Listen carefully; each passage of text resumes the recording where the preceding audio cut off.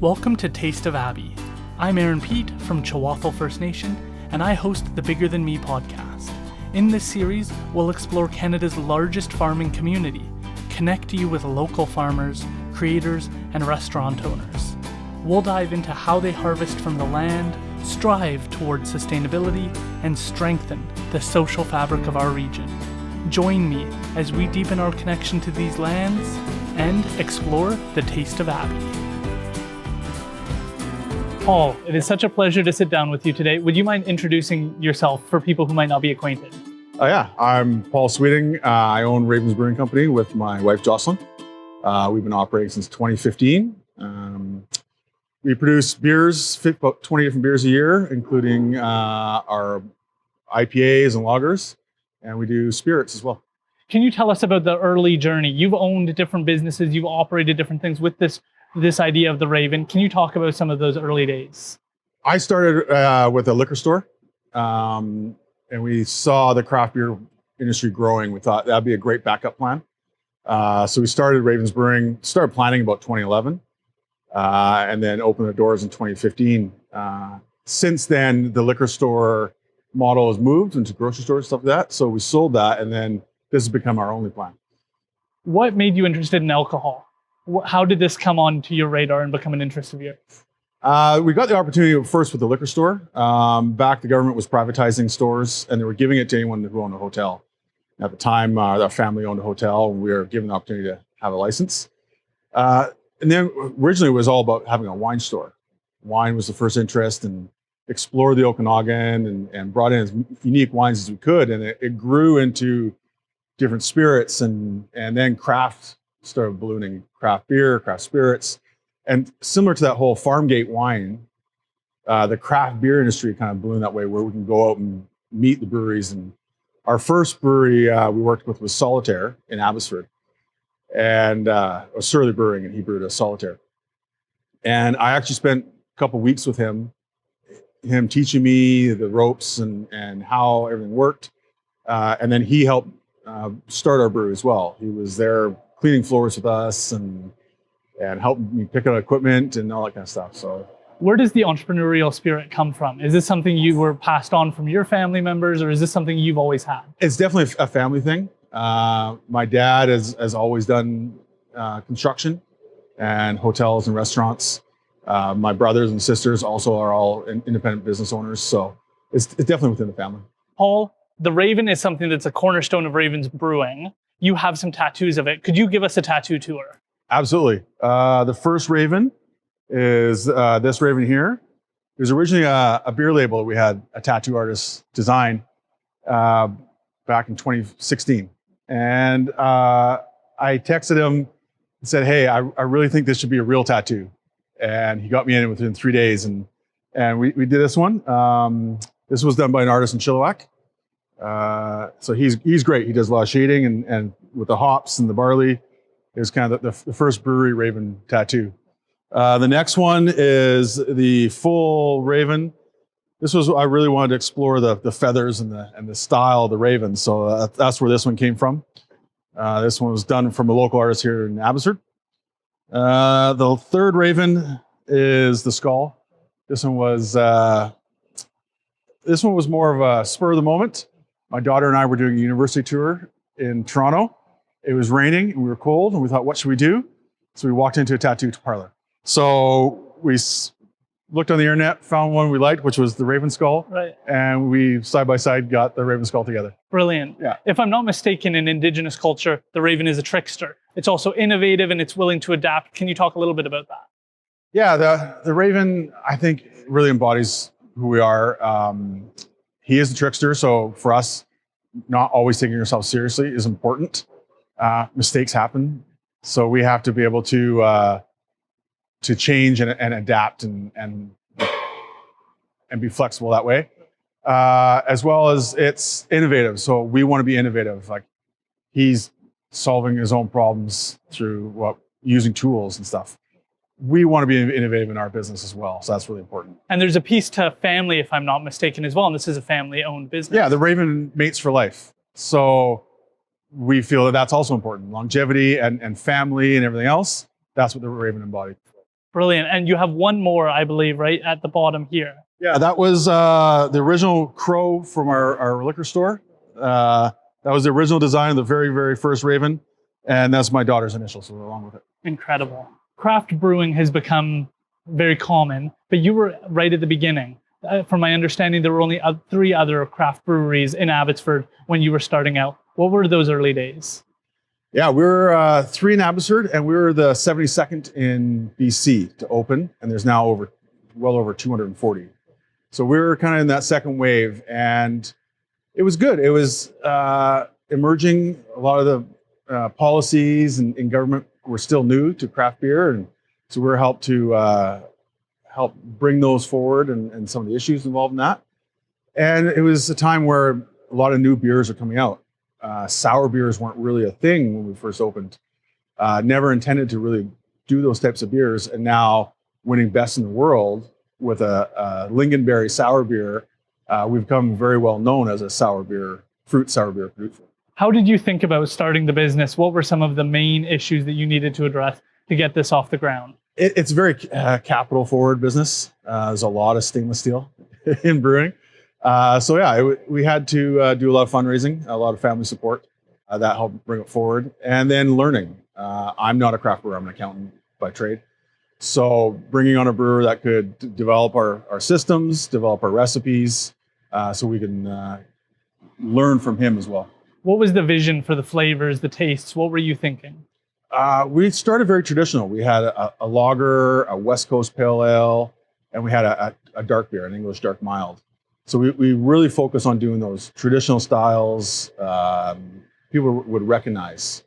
And then as craft beer became more popular and people started looking for unique experiences and everything else, that evolved into doing fruit beers, sour beers. We now do beer with jalapenos and habaneros. So yeah, it's being really creative and having a lot of fun with beer. What's that journey with the master brewer and developing these flavors and thinking about what you want to bring out next and what you want to highlight?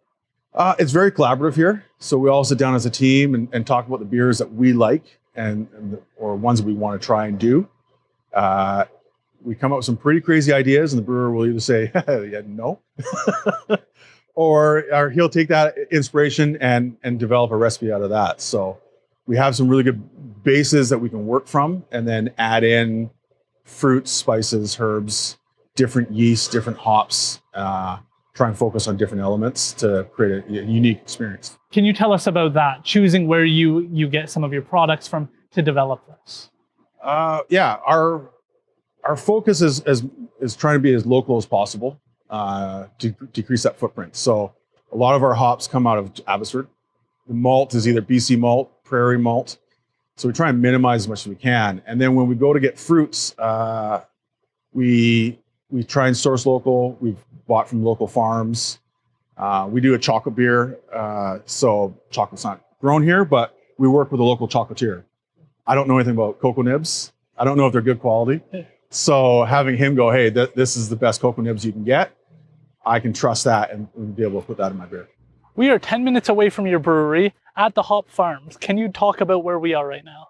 Yeah, we're at Bradenhoff Hop Farms, a local grower. He's been one of the leaders in bringing back hops to the Fraser Valley. Hops used to be grown here decades ago, and Ray and his team have been growing hops for BC breweries for about 5-6 years now, and bringing really good quality hops to us. Can you tell us what a hop is? So a hop is the flower. It's grown on a bine, not a vine. It starts with a B. So it's grown on a vine. It is the flower of the plant, and inside is the lupulin, which is the yellow part here.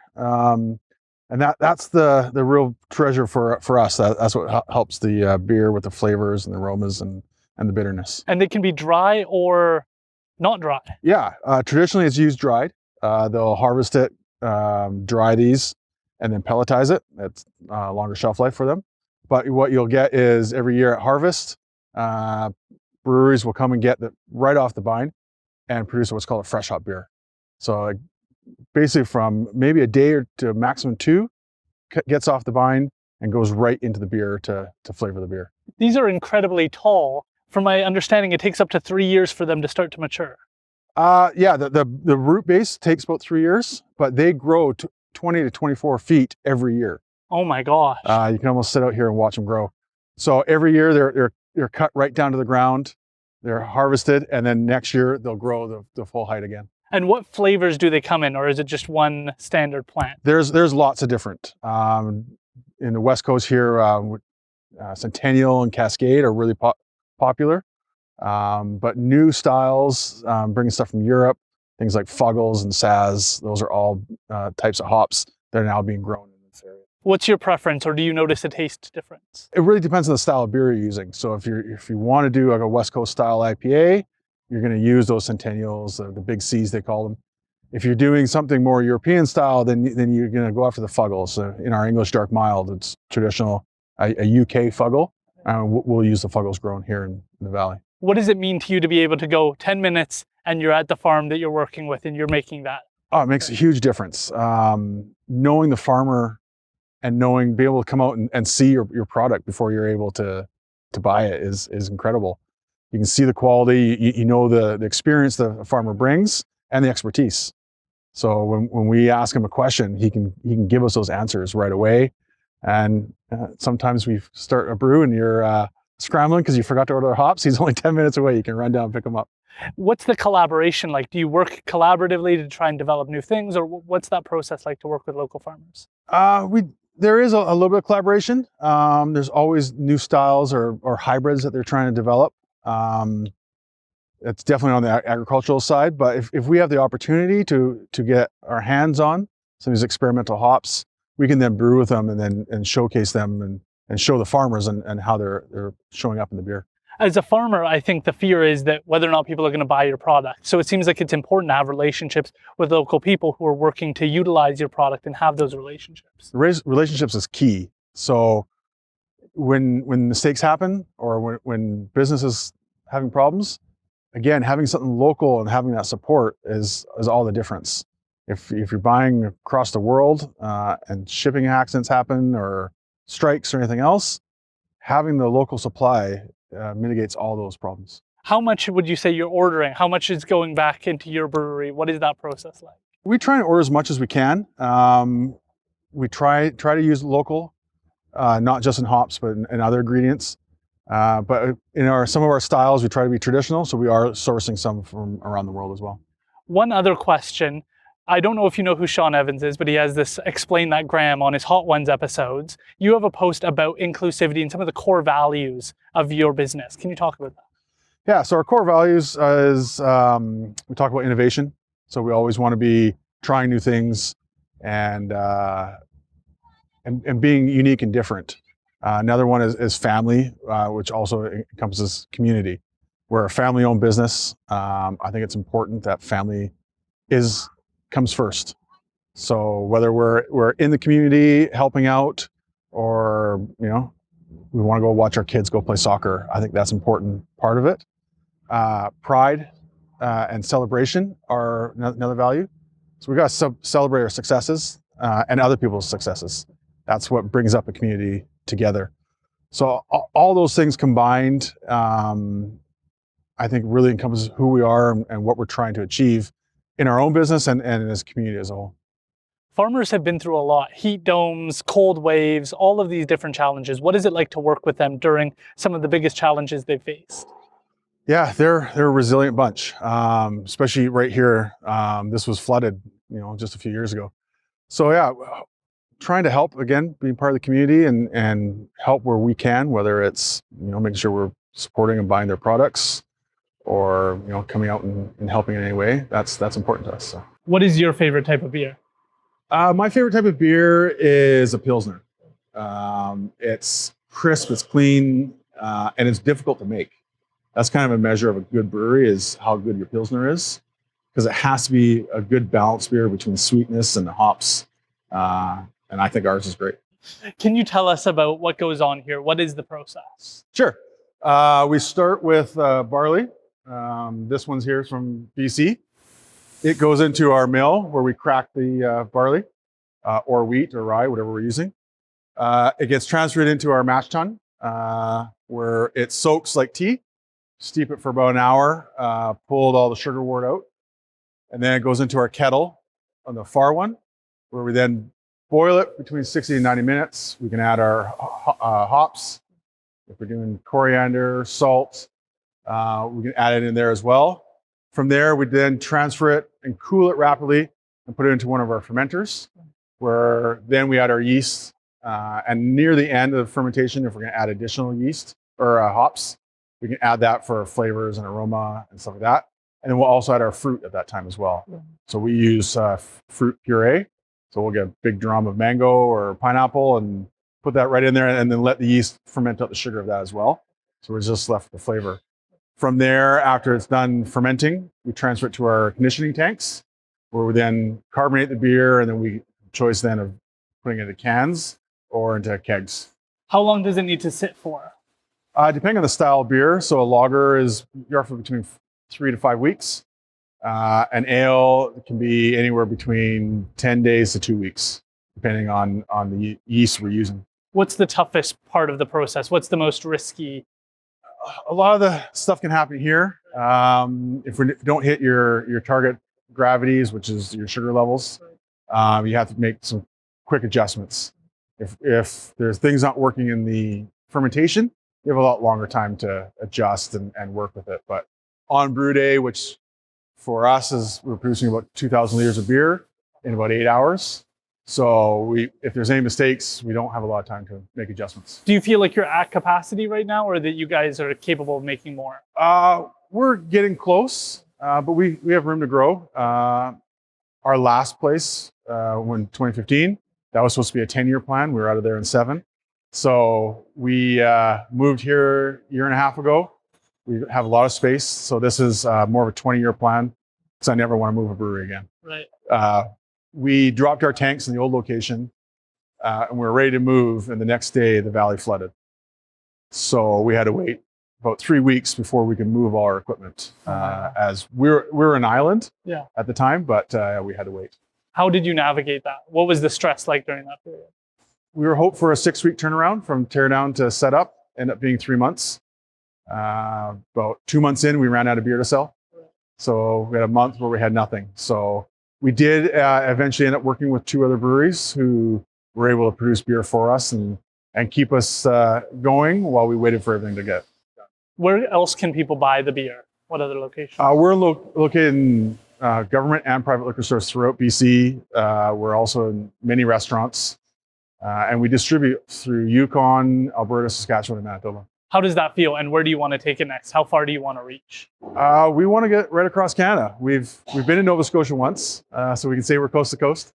But moving farther east, Ontario is definitely a huge market, which is played very differently than BC. And so as we look across, is how do we do that expansion? Do we work with other breweries to brew out there? Do we develop our own brand out there? So that's some of the options we're looking at. And so when this is going through and you're developing this, how complicated is the process? And was it what you expected when you started? It can be complicated. There's a lot of elements that go into it to make it right. Beer consumers want consistency. If they have my lager today and they have it a year from now, it should taste the same. So it's all about good systems and processes to make sure that we're consistent all the way through. Interesting. And so this leads into my question just about developing some of these flavors and the challenges that you face in terms of consistency. What do you face? It's ingredients is one, making sure it's consistent in ingredients. The weather, we get very hot in here, so making sure we can manage temperature controls consistently throughout the whole brewing process. So we're not stressing out the yeast, which then creates off flavors. So we can be consistent in what we do, that produces the best quality beer. It's so easy to look at somebody's success, to see this amazing facility, to see all of the different flavors and styles and say like, oh, it was clear from the beginning. But in those early days, you're going through things, you're facing challenges, barriers are coming up to your success, and now you are winning awards. How does that feel, and how does that journey feel? It's been a lot of fun. It's been challenging. Learning the processes, not knowing it from the get-go. There's been a lot of changes in personnel as well over the years. So learning to adapt to those changes as well. When we have a new brewer, like we say, we have a direction, but the protocols on our journey are his to make. So if he wants to produce a new sour or anything else, it has to be consistent to what the Ravens brand is in quality and everything else. But the uniqueness of who he is just as important as what the beer is. Your facility is on Seventh First Nation. Can you tell us about this facility? This facility was built 2 years ago. We moved in a year and a half ago. We worked directly with the developer to build out our facility. It's been a great opportunity to get in early and have it built the way we want. Everyone here has been very welcoming and supportive in what we are trying to accomplish here. So we've enjoyed the process. 12,000 square feet. And it seems like you also support other people in their endeavors, other businesses. Can you talk a bit about that? Yeah, craft brewing is very collaborative. The ultimate goal is we want to steal from the big guys, not from each other. So we work together a lot. So we contract brew for 5-6 brands. We help distribute brands. So it's all about small business. So some of these guys, some of the smaller breweries that can't take advantage of some of the larger services, we want to be there to support them in their growth as well. Interesting. And you also are very responsible about trying to utilize everything from the malt. Can you talk a bit about that? All the leftover malt after we produce the beer is collected and we give it to local farmers, cattle and pig farmers. It's used for feed for them. So yeah, we also worked with a mushroom farmer who takes the leftover grain and uses that as the base to grow new mushrooms for restaurants. You never do this alone. When you're an entrepreneur, you're working with other people, you're being collaborative. Can you tell us about the team you've built here? Yeah, well, it has to start with my wife. It's the two of us who are working together on this, and she works hard on the back end. And then we have about 4 other people that are full-time, from deliveries to sales to brewing to assistant brewing. Everyone supports each other, and we all wear many hats, so it works really well. Interesting. Can you tell us about, somebody walks in, what is the beer you'd like them to try to get that full experience? I think our Lingonberry Sour is the one that we've won the best in the world with, so I like to put that one forward as a good accomplishment. But our IPA, I think, stands above as well. Brilliant. Should we try some? Absolutely. Okay, which one would you like to start with? We should start with the lager. Okay. Yeah. So this lager is what we call a smash. So single malt and single hop. Okay. So the malt is grown in Peace River, so it's BC malt, and the hops are grown 10 minutes from this brewery. Really? Yeah. Wow. So, cheers. Cheers. It's so smooth. Yeah. Can you talk about how that process comes about? Yeah, well, lagers are done cold and slow, and that's just to create minimal flavor from the yeast. So we want to taste the malt. So that's the breadiness that's coming out of there. Minimal hops. It's just there to create a bit of bitterness, not too much sweetness. So it's just a real easy, clean drinking beer that's good for every day. And can you contrast that with one that it's got more flavor, that's got more a dynamic taste? Yeah, well, like an IPA may use similar malts, but it's going to add way more hops to it. So that's going to give you more aroma, more bitterness to the beer. The yeast that we use in ale or India Pale Ale will also add flavor notes to the beer. So that will also flavor the beer. So while this one's supposed to be crisp and clean, the IPA is supposed to be full flavored. You said something before, the husbandry of yeast. Can you elaborate on that? What does that mean? Well, the yeast are the hard workers of making beer. So they're taking that sugar and converting it to alcohol and CO2. And we want to, especially in a lager, we want to keep them really happy. So we control the temperature, we control the ingredients that are going in there to make sure they're producing the best flavor. If you stress them out, they will produce off flavors. Sometimes there's like buttery popcorn flavors or green apple flavors, so those kind of things we try to avoid. So yeah, we're breeding and growing these cultures of yeast to help us ferment the beer to the best quality. Where are you drinking your beer? Where would you, ideal place, picture it in your mind? Is it golfing? Is it laying on the beach? Where are you drinking? I love the ocean. My parents recently moved to Sunshine Coast, so sitting on the beach, watching the whales, drinking some beer is the best place to be. Incredible. Which one do you want to try next? You were excited about the chocolate porter, so I think we should try the chocolate porter. That sounds so interesting. How does a chocolate beer come about? So this one, we use some darker malts, one being a chocolate malt. So it's roasted darker to try and get some of those flavors. But in this case, we get cocoa nibs, and we soak the cocoa nibs in the beer for 3 days. So rather than becoming overly sweet, it grabs the bitter chocolate notes.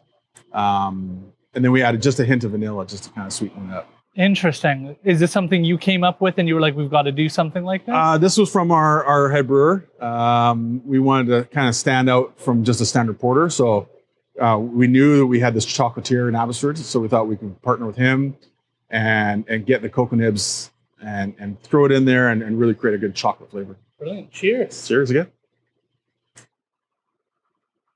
How many times do you have to go back and try making one again and trying something different? We're pretty fortunate. We it usually takes 1 or 2 tries.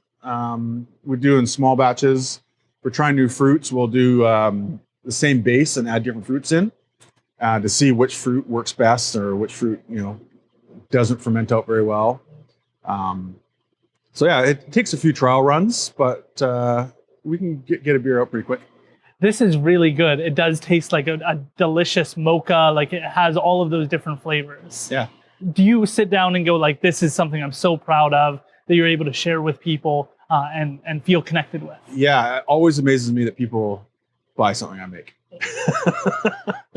So yeah, when people buy it and we get a lot of emails going, hey, this is really good, or our Belgian triple, we get a lot of comments saying it tastes very traditional to the Belgian style. It's great to hear that because that's what we're trying to do is traditional beer, traditional ways, using innovative ingredients. So when we get feedback that we're hitting those, it's great to hear.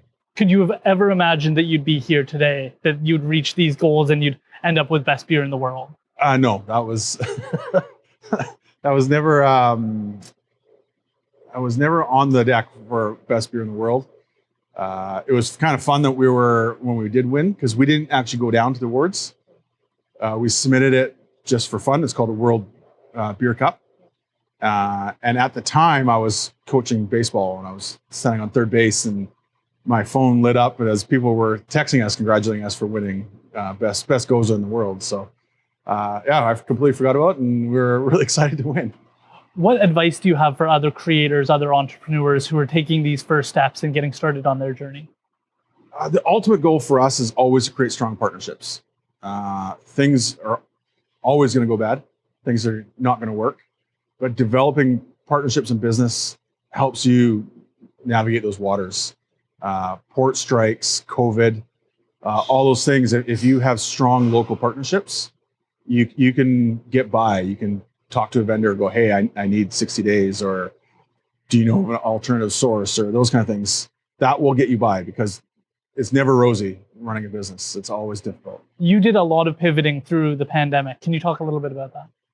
Yeah, beer was an essential service, but restaurants weren't at the beginning. So we started doing home deliveries. So that worked quite well for a while. We also had just received a still right before COVID. Hadn't really used it yet, so we started by making hand sanitizer, which we then sold and donated to the local hospitals and stuff like that. So we were able to not lay off any staff during COVID. All of our front of house staff became mixologists in making hand sanitizer. So we were fortunate that we were able to keep running, still be able to sell, and actually, even though we weren't able open to serve, our staff were still able to continue working. That seems like the story of you, right? You're willing to pivot and adapt to new circumstances. And I think that's important, that other people are able to take that away from your job. Yeah, diversity is the key. The more kind of opportunities you have and not just focus on one thing allows you to survive things like COVID. So being able to pivot and do hand sanitizer, or pivot and rather than delivering to restaurants, delivering to homes, just makes you more flexible and able to adapt. Can you tell people how they can connect with you, how they can follow this journey, and how they can get some beer? We're on social media, so Instagram and Facebook primarily. Our website, ravensbrewing.com. And we on site here at the brewery, you can come down, you can buy some beer, enjoy beer at the communal table here. Brilliant. Paul, it's been a pleasure chatting with you today. Thank you so much for the work you do and for supplying us with some fresh, delicious beer. My pleasure. It's great having you.